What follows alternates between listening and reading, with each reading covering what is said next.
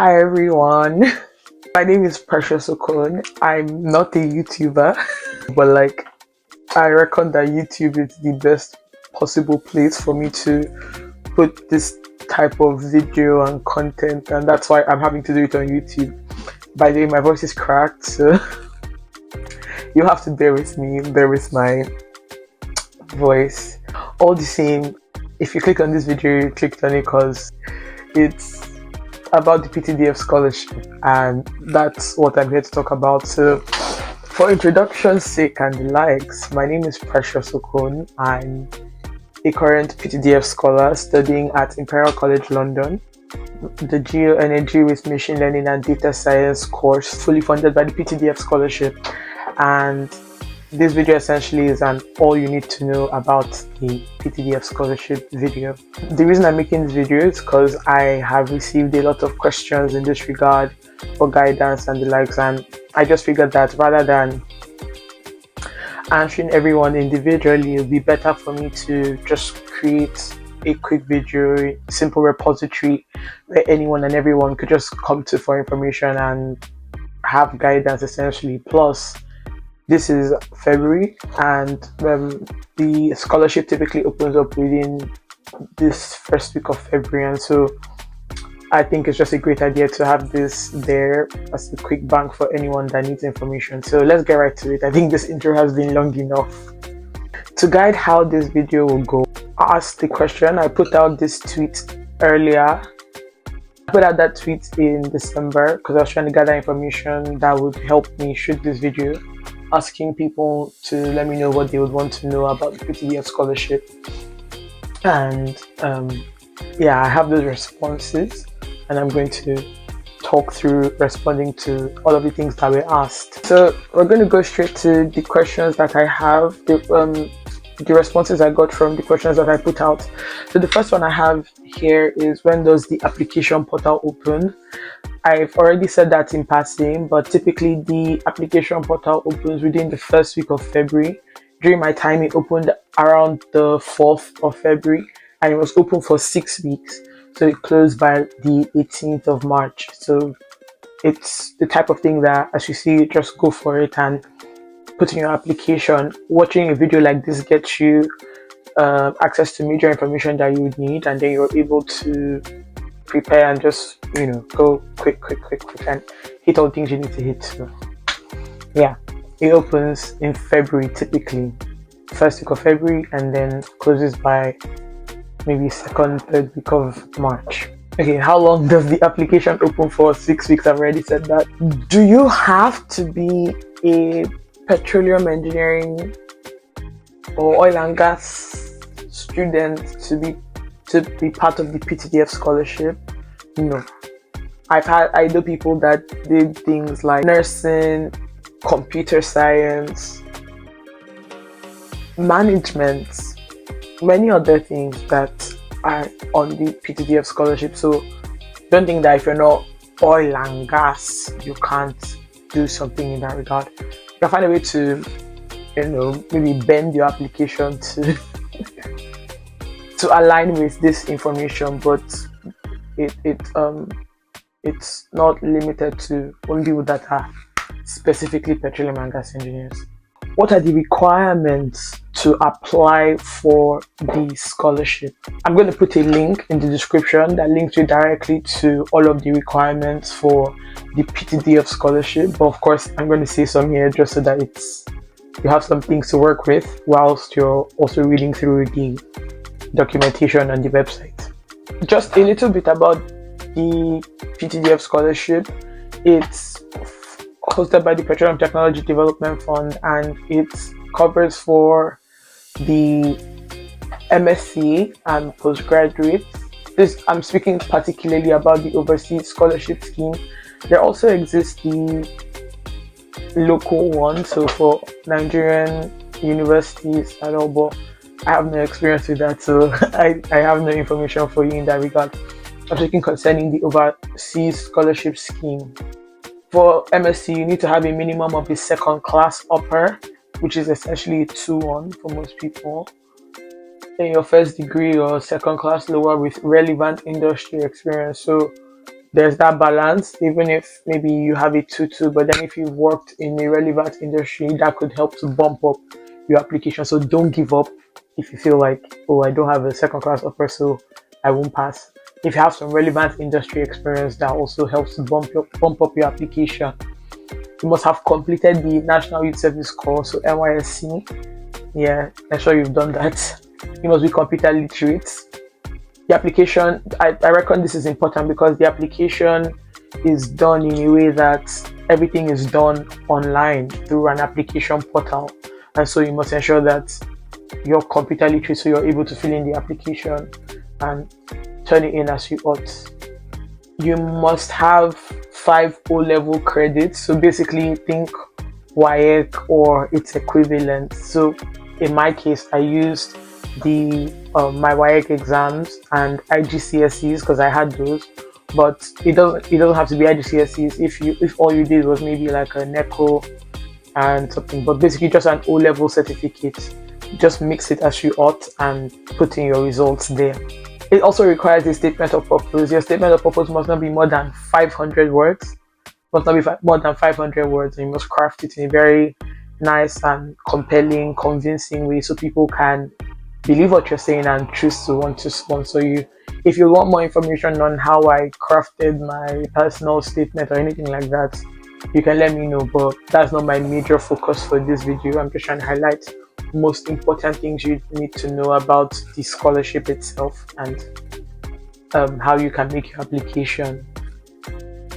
And then you must have a national identity number, an NIN, right? Because there's going to be a verification of your details by the body. So make sure you have an NIN that'll be verified by NIMC. And this is done before your application. So if you don't have your NIN at this time, please do something about it, because you'll be unable to apply if your NIN is not there, because you're going to have the verification before you go into the application.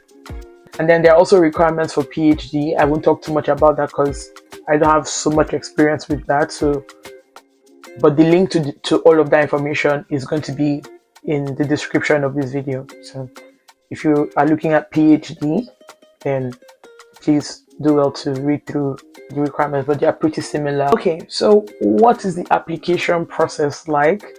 The first thing is that you're going to create an account, a new applicant account. So from wherever you're going to see the scholarship posting from. So typically you can see this, of course, on the PTDF official website. I'll link that in the description as well. But you can see a link to the application portal.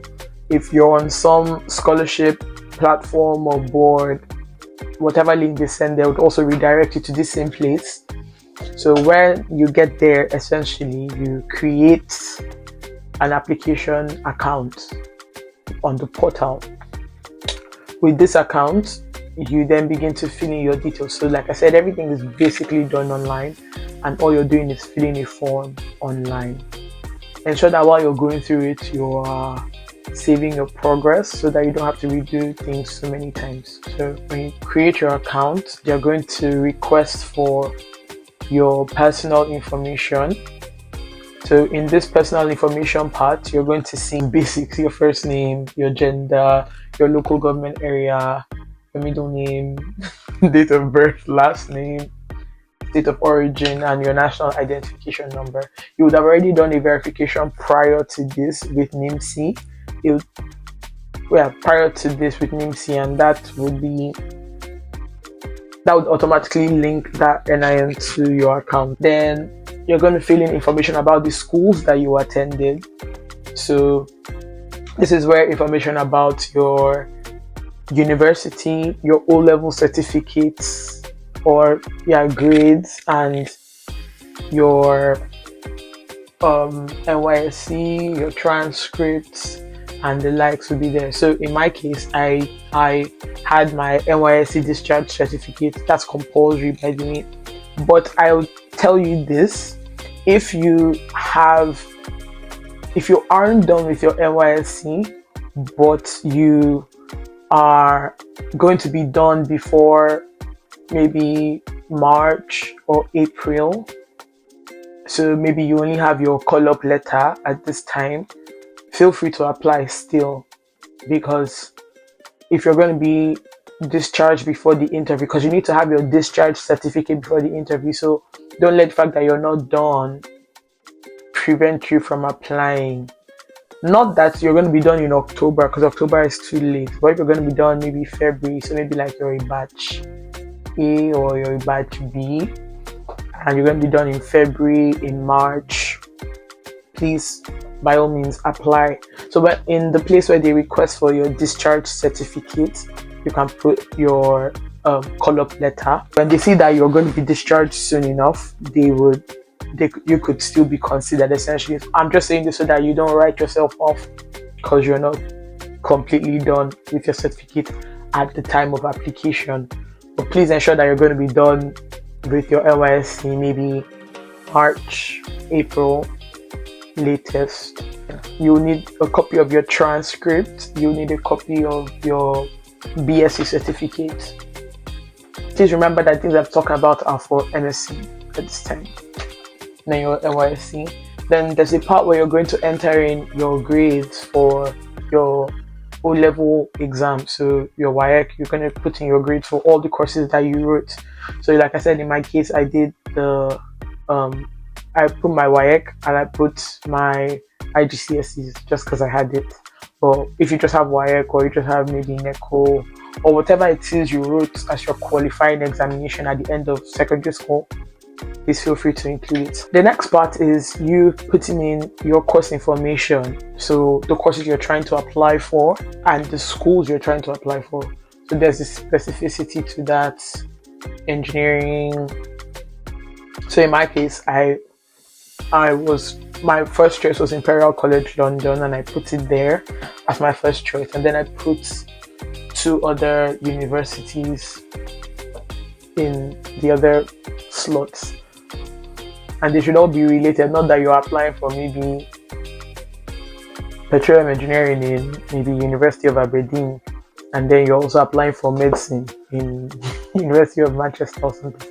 You shouldn't be doing that, essentially. So ensure that the courses are related. It helps you look like you know what you're doing, where you're going, not that you're just confused and just finding a way to run away from the country. Okay, then there is the personal statement. I've talked about the personal statement in passing. Like I said, if you want more information on like how to properly craft a personal statement, you can let me know and I'll try to create another video in that regard. But essentially, you're just trying to tell your story. Why should you do this? Why you want to do this? Why should they sponsor you? Why should they use all the money they have set out for this course to put on your head? Right? So you're trying to ensure that you are telling a story that's compelling and convincing. Remember, it's not more than 500 words, so don't lie. There are additional uploads, and one of them would be the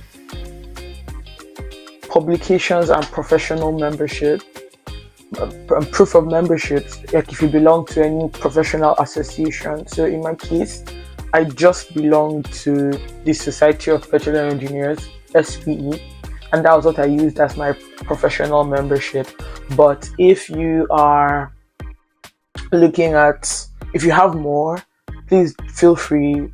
I know that every extra one you have is an extra plus for you, so feel free to add as many as you have, but of course they should be relevant. Personally, I don't belong to too many societies. I just like to belong to things that I care about and I really want to give my all to, and that's why I just belong to the Society of Petroleum Engineers. But there are lots of others you can be part of. COREN, NSC. COREN is Council for the Regulation of Engineering in Nigeria. NSC is Nigerian Society of Engineers. NOESA is Nigerian Universities Engineering Society Engineering Student Association. But just belong to some professional bodies and you can have that. As regards publications, I think that was more geared for the PhD applicants. So if you do have publications as an undergraduate, please feel free to include them as well. but I didn't have any at the time, and so I didn't include any. So just something to note, please don't apply more than once. Don't apply more than once. They don't do that. They don't accept that. If you apply more than once, you're automatically disqualified from the application process. So please don't do that to yourself. If you put out an application, just go with it. Give it your best and send it with all of your heart, all of your chest, and you're going to be fine. Okay. An additional one is that PTDF has partner schools that they work with, and I'm going to include a list of those schools so that you can know about them. But just like a general overview, the PTDF works with about 4 countries generally for the scholarships: the United Kingdom, of course, Germany, France, and Malaysia. So there are schools that they have partnerships with, and there is a list of these schools. They partner with schools, but not specifically with courses. So it's more about the school than the course. So I'm gonna also include that link in the description, the schools that PTDF partners with, so that you can, countries and schools that PTDF partners with, so that you can work with them and know what to apply to. It's also a good idea for your proposed course of study to be in line with your previous course of study. Like I said, you're not just trying to you don't want to throw things around. But to be fair though, this is me speaking as a person, right? If you feel like you want to make a career switch and you still want to be sponsored, what you could do is to, of course, tell a compelling story and show how this new thing you're going to links with where you're coming from. So for example, I did petroleum and gas engineering. Now I'm doing geoenergy with machine learning and data science. It's still the energy industry, but now it's more generic, and now there's an additional aspect of data science and machine learning, and so there's that mix. But if you're going to do something very all over the place, then just find a way to tell your story and link it properly so that you're convincing and compelling. But that's just me talking as a person, not that I have any experience with what their decision making process is like. So don't take my word for that one. Please know that after this, like if you scale through the application process, you're going to be invited for an interview, and you're going to need your transcript at that interview. So try to have that with you ready as you're going for the interview as well. What is the procedure? Of course, you apply, which is everything I just talked about, the application process, running through the portal and filling in the different things, and then the interview. So during the interview, your documents are going to be vetted through a scanner, like a UV light scanner. Apparently, this was a new discovery for me at the time anyways, but original documents have a way they appear in, I think it's UV light they use. So there's some things that shine inside them. Sorry, forgive my ignorance. But yeah, so if it's not an original document, you're gonna know. So please ensure that you go with your original documents. The ones I remember going with were my bachelor's degree certificate, NYSC discharge certificate, and last was WASCI exam certificate. So now in my case, I didn't have my original WAEC printout, like the original certificate from the WAEC board, and so I didn't decide. I had another option, and the option was that you could go with a scratch card and they would vet your results for you by themselves on the WAEC portal. So that way they get to validate your results and see that whatever you're showing them in a photocopy or something isn't you just creating your own.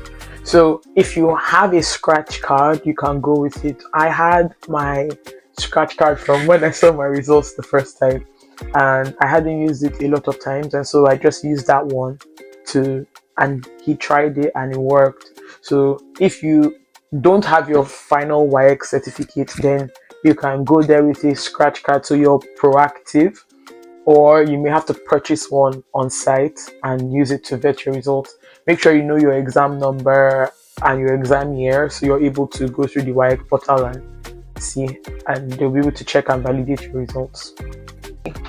Then like the interview stage, basically they have a conversation with you, trying to understand your motives. During my interview, I remember they would ask questions around my personal statement, so make sure that what you're writing there, you're not just yarning dust.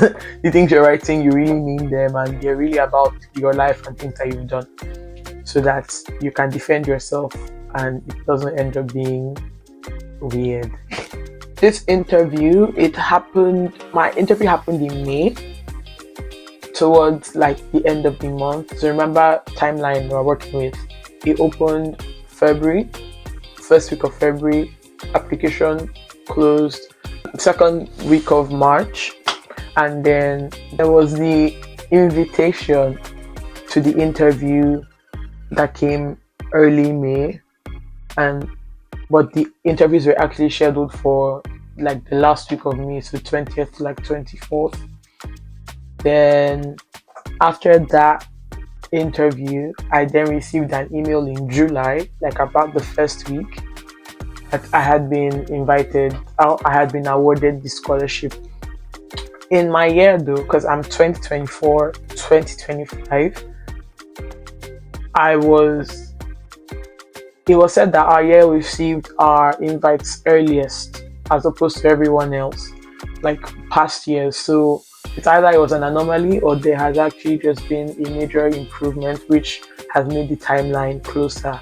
And what this then means is that it makes sense that you have a lot of things in place before you start applying, so that you're not caught off guard and it's like, oh my god, the timeline is too fast, I'm not ready, so just try to make sure you're ready completely for what you're getting yourself involved in. And after this interview and the award of the scholarship, you're then invited to an induction ceremony. During the induction ceremony, you get a lot of the other information about other processes and procedures that you need to go through. Briefings around your transportation, your visa processing, and all of that. So just know that, right? If you want more information on all of those parts, you need to get awarded first, right? So you can let me know if you want I can make another video in that regard. But I think if you do get awarded, you're already going to go through the induction, and the induction is actually very elaborate, and you'd get a lot of the other information you need about it from there. So, yeah. What does the scholarship cover? It covers your tuition, of course. It covers your living costs, and it covers your tickets, your flight tickets, visa processing as well. Yeah, it covers all of that. So it's really like fully funded. So it gives you a country. So the way it works is that you're going to pay your tuition to the school, and then you're going to give you an amount. So they split it in 2 bits. The first set for the first 6 months, and the other part for the next 6 months. So ensure that you are intentional with your finances, but I guess that's just another conversation. Just ensure you're very intentional about your finances, so that just because you see a lot of money at the same time, you don't just blow it at once. You have to think and plan and be very mindful. Especially if you're going to be in somewhere like London. London is a very expensive city, so make sure that you're not just spending money anyhow. So like I said, it covers your living costs, it covers your tuition and your flight ticket, visa processing, and the like. So when I talk about living costs, let me just break that down a little. They're not going to give you money and say, oh, this part is accommodation, this part is for upkeep. They're just going to give you all the money that they plan to give you. There's a letter called your proof of funds, and it shows the amount of money that's going to be given to you by the fund and how you're going to, and it's up to you how you're going to spend that money, right? So please, again, I say, make sure that you don't just spend your money anyhow. You look for a house that's affordable. Try to live a useful lifestyle. Don't just come here and indulge in weird stuff, spending all of your money doing things you're not supposed to do. Yeah, okay. Let me move on. So, next question. Does getting a scholarship mean automatic admission into the university? No. The university and PTDF are two separate entities, so you must ensure that you are making right steps. So that's why I said it's better for you to apply for your scholarship ahead of for the university you're going to ahead of time, and then having that admission makes it easier with the scholarship as well, like processing. Of course, let me make this clear so that it's not confusing. You are selected for the scholarship independent of whether or not you have an admission with a university, right? It's all just about your qualifications, who you are, what you have at the moment, and what you can do, right? It's just about you, not about whether you have an admission with a university. When you get accepted for the scholarship, you still have room to apply to schools within the partner universities. Even during the induction ceremony, they would still talk about some places you could apply to, and you get to go with one of them as well.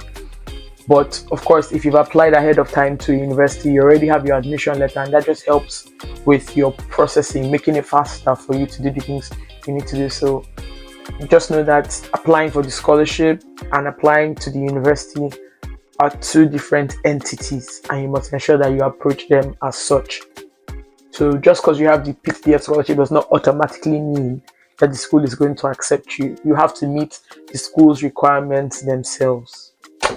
And also, I would really advise that you apply for your admissions early, right? Apply to the universities early so that it just fast tracks your process. I don't think I can overemphasize that. Another question I got: are you allowed to work? Yes, you are. You're allowed to work, but not more than 20 hours in a week. Some programs are more intense than others, so you may not be very excited about adding some extra labor. But then, we're Nigerians, so we always find a way to be occupied. So if you want to get a job, feel free to get a job somewhere. Please, not more than 20 hours a week.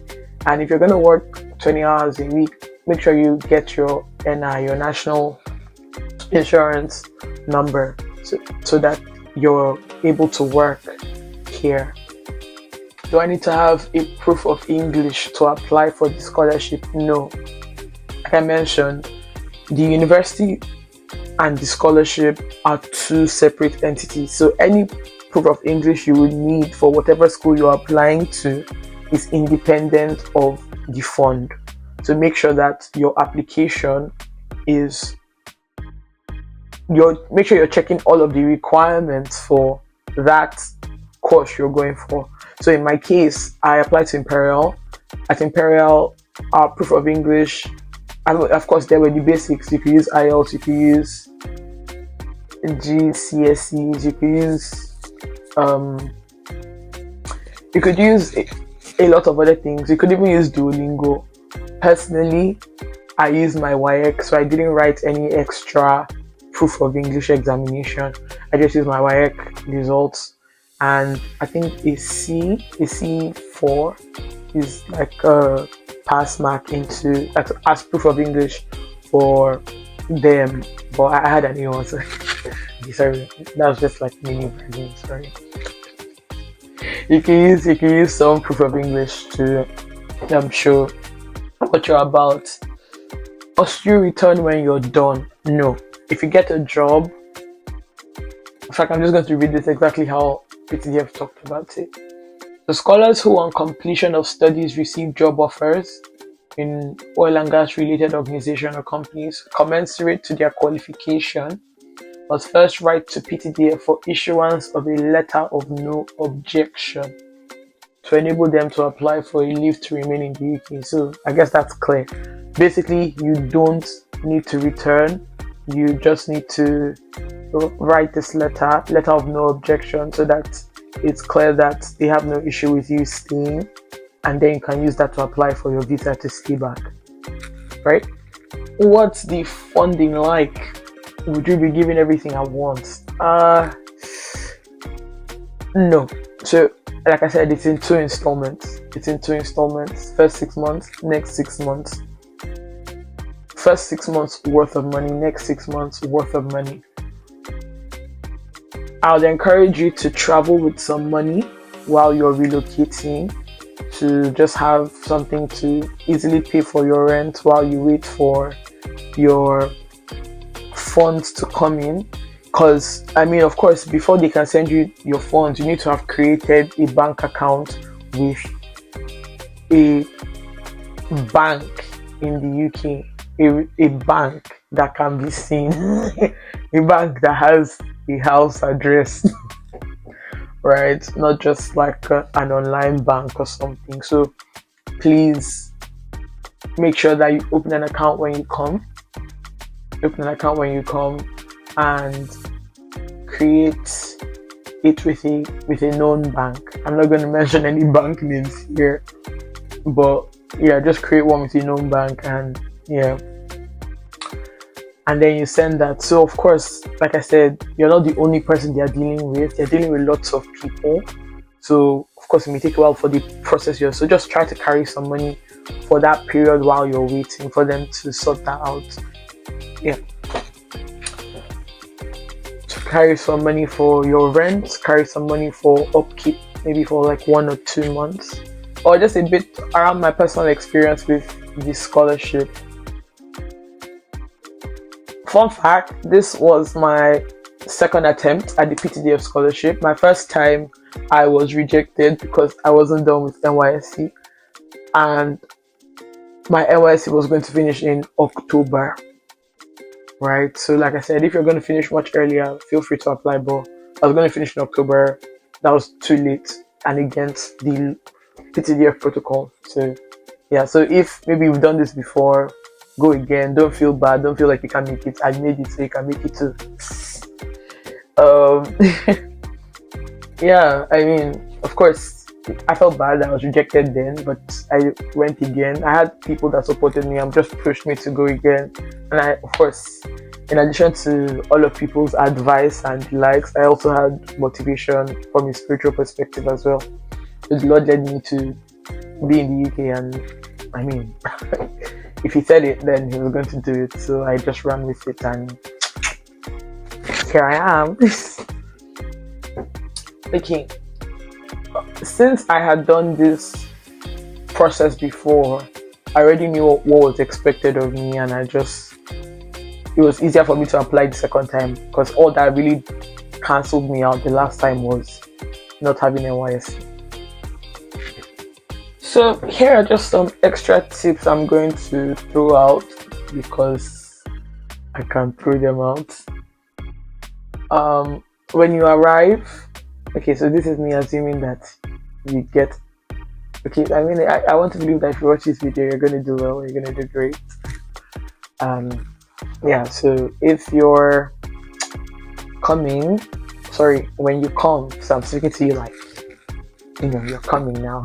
So when you come, one of the first things you do is to pick up your BRP, get that quickly, so that you're not moving like an illegal person in the country. Get your BRP.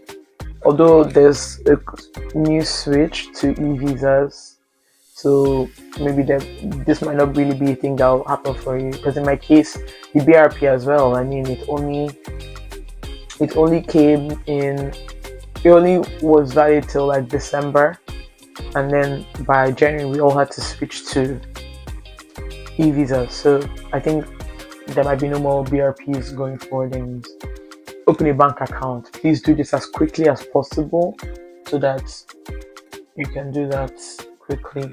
So concerning this bank account thing, to open a bank account, you're going to need a proof of address. Typically, the university provides, you could go to your university to generate a letter for you that you can use to open a bank account. So you get that letter from your university, and that makes it easier for you to do that. Apply for your NIN, so your national insurance number, which you can use to work. You can then register with a general practitioner with the National Health Service, NHS, and you can register to vote. That's up to you. That's optional. It's not compulsory. Not compulsory at all. But I mean, it's nice if you have it. I think it helps with some other things. I didn't register though, but if you feel like registering, please feel free. So just a little about settling in. Like I said, please try to come in with some money so that you're not just waiting, because so that you receive the money when you have your account created. You're not going to get the money till you're here, and instead of you just sitting around and not having money to at least even do basic things, just try to move around with some money to at least get a place for the first period, and then while you wait for your money to come in. Like I said, PTDF will only pay money to bank accounts that are with major banks.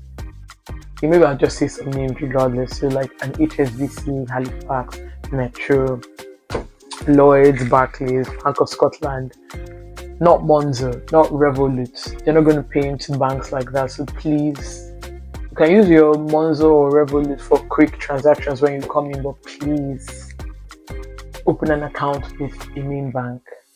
Yeah. If you have friends when you come in, that's going to be really nice. You can get a nice community. You can meet fellow Nigerians. You can meet people at church. You can meet people wherever you have gatherings with friends and stuff.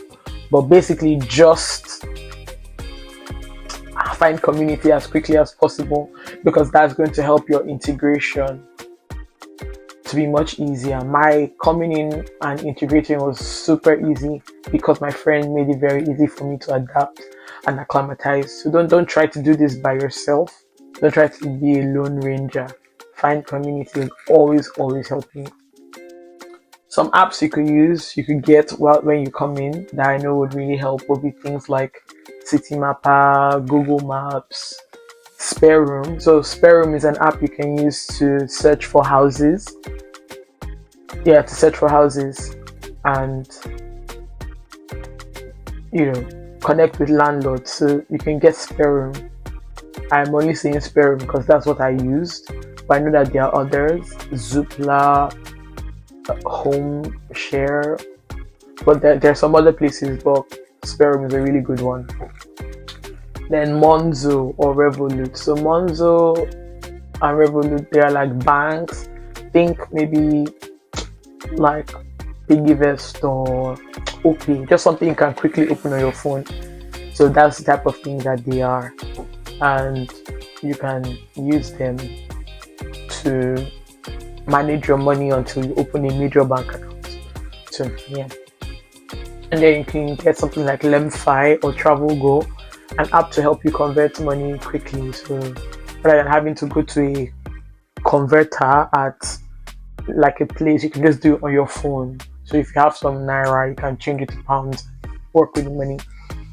So I mean, that's about it for this video. I got a lot of questions around the scholarship and all the information.